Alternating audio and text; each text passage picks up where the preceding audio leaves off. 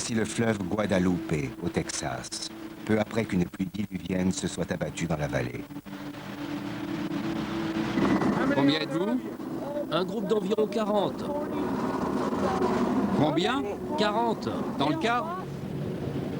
Le fleuve est brusquement monté de 7 mètres après un orage et un car scolaire a été pris dans une inondation soudaine.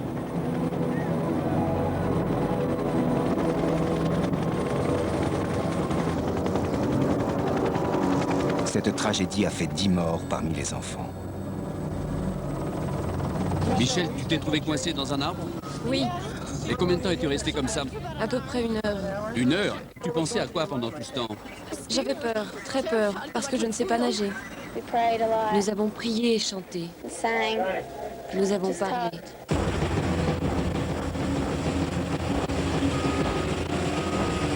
Il existe 2 sortes d'inondations.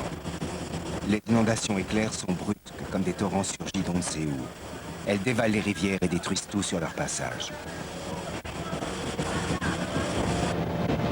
Ces inondations sont catastrophiques et meurtrières.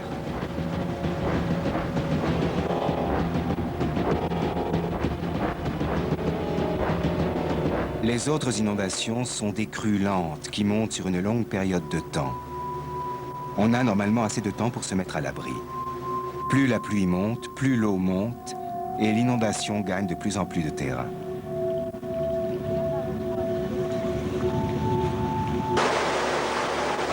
Ces grosses inondations lentes se produisent dans tous les pays du monde. À un moment donné, les fleuves débordent et rompent leurs digues. Les routes sont envahies, les récoltes sont perdues et l'économie est paralysée.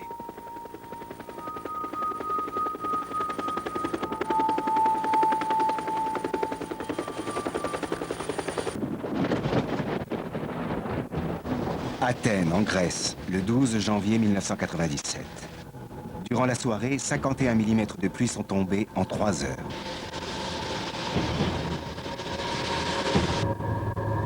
Des centaines de maisons et de magasins ont été inondés. Le centre d'Athènes fut privé d'électricité pendant plusieurs heures.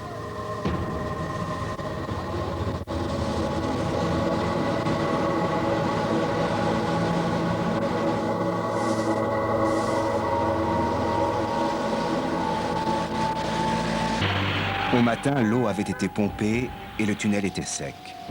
Heureusement, il n'y avait personne dans le véhicule. Le conducteur s'était échappé à temps. Mais à Corinthe, à 80 km à l'ouest, les effets furent plus soudains et plus dévastateurs. Ce fut une inondation éclair.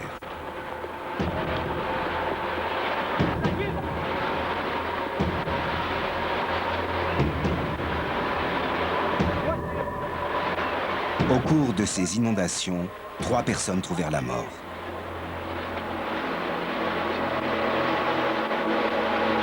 Le scénario est toujours le même.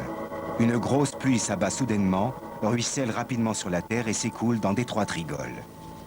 Afrique du Sud, Noël 1995. Des pluies torrentielles avaient fait monter le niveau de 2 fleuves jusqu'à ce qu'ils sortent de leur lit. L'inondation se produisit 20 minutes plus tard.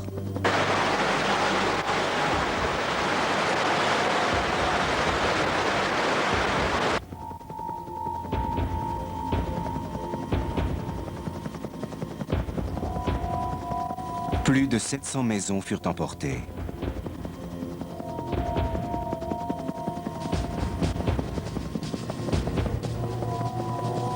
Les hélicoptères envoyés pour l'évacuation des sinistrés ne ramenèrent que des cadavres. Ce Noël-là, plus de 130 personnes furent noyées.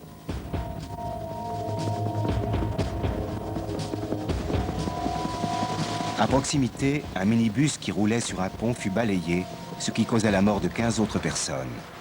4 passagers furent noyés quand leur voiture fut emportée. 1996 avait commencé par une catastrophe marquant le début d'une autre année d'inondation.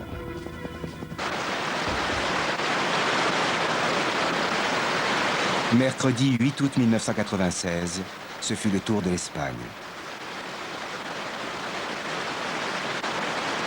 Un touriste filma le début de l'inondation par la fenêtre de sa caravane.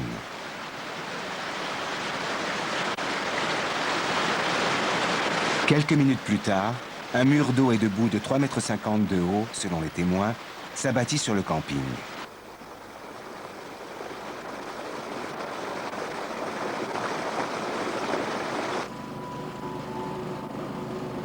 La boue envahit les voitures et les caravanes, les entraînant vers la vallée sur 1,5 km.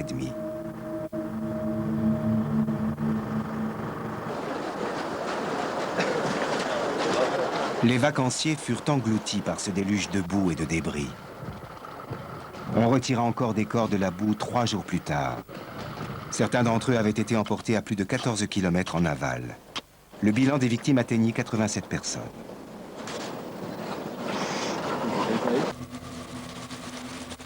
En Chine, les grosses inondations sont fréquentes, mais leur échelle peut atteindre des proportions extraordinaires.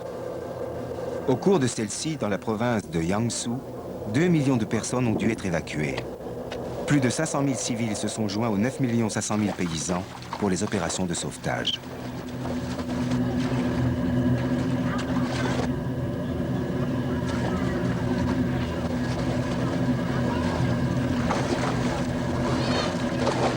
Mais malgré tous leurs efforts, ils ne purent maîtriser la situation.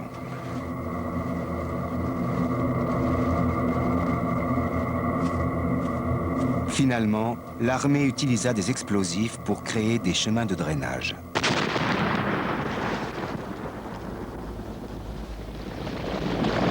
Les eaux de la crue se déversèrent dans le Huangpu.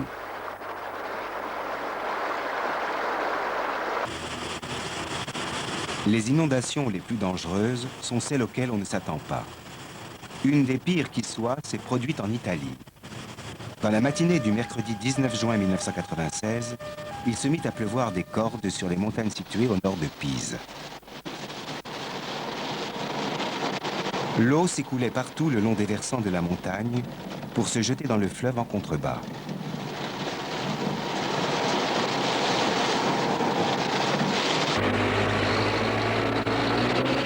Les villages situés au fond de la vallée se préparèrent au pire.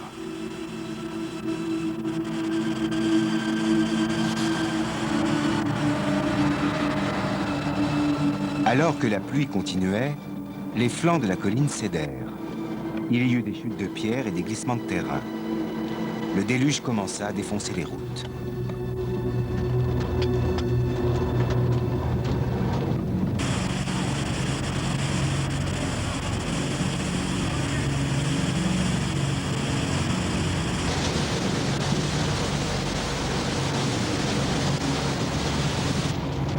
Les conditions se dégradèrent encore jusqu'à ce que la route devienne impraticable.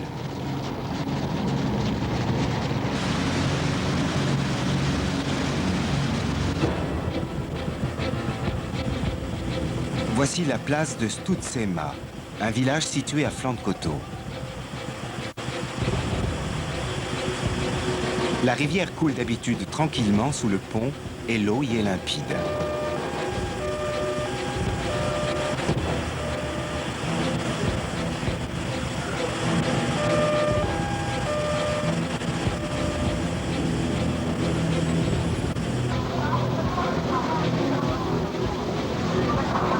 À 8 km en aval, 300 mètres plus bas, dans la ville de Seravetsa, l'eau commença aussi à monter.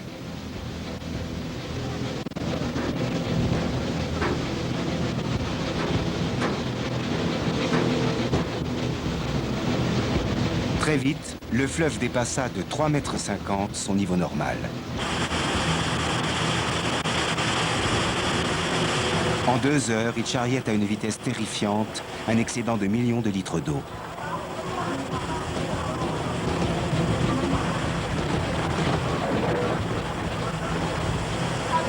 Les gens regardaient, fascinés par la violence du déluge.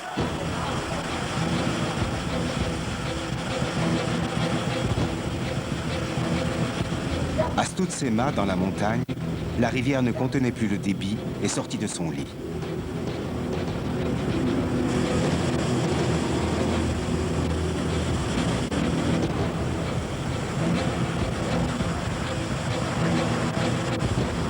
Le caméraman qui tournait ce film ne pouvait que regarder la scène, impuissant.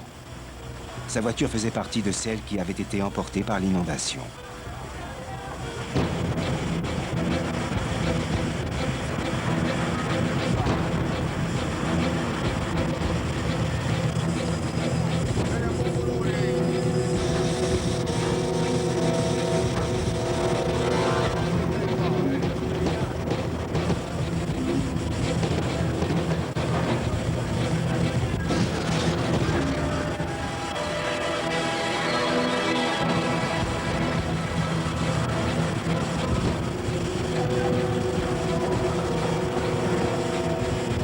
bas de la montagne, à Seravezza, le fleuve était devenu un torrent incontrôlable.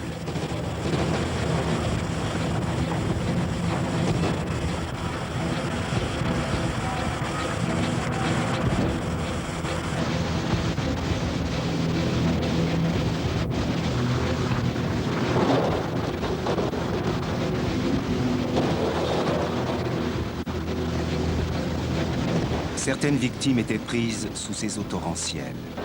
Un corps fut retrouvé à une trentaine de kilomètres de l'endroit où la victime était tombée dans l'eau.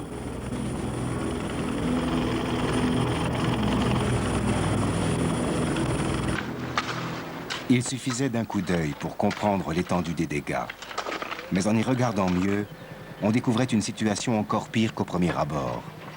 La majeure partie du village était tout simplement enterrée. Le sol est surélevé de 9 mètres par rapport à l'ancien niveau de la rue.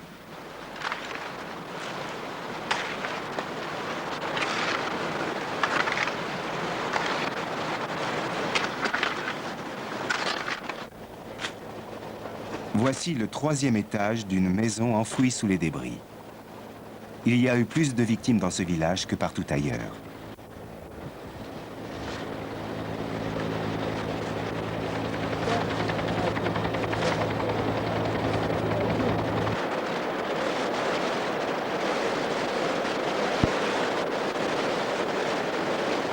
Ceux qui ont survécu à l'inondation furent confrontés à la sinistre et quasi impossible tâche de reconstruire et leur maison et leur vie.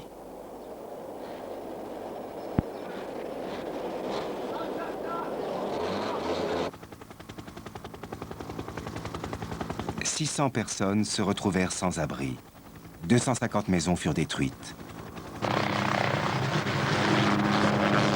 De nombreux villageois ne retournèrent jamais chez eux après avoir été évacués par hélicoptère.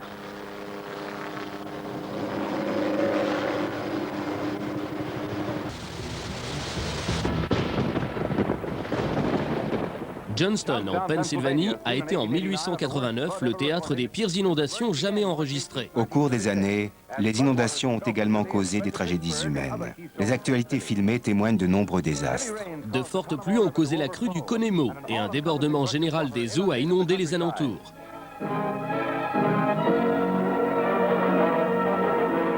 À présent, regardez ces images qui traduisent une panique encore jamais vue. Une rumeur selon laquelle un barrage se serait rompu pousse les habitants à se ruer vers les endroits surélevés. Cette panique s'avère inutile puisque le barrage tient et que les eaux baissent.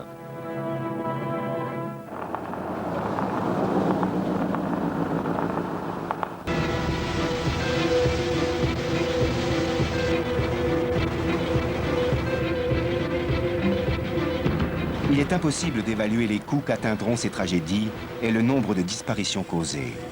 Des scènes comme celle-ci deviendront un peu plus courantes chaque année quand les inondations viendront envahir nos terres.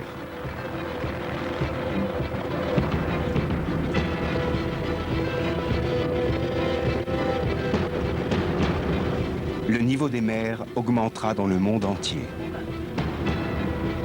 Au Bangladesh, le pays le plus menacé de la Terre, 90% du territoire se trouve à 9 mètres au-dessus du niveau de la mer. Un nombre croissant de vies humaines sera ravagé par les inondations de notre planète en furie.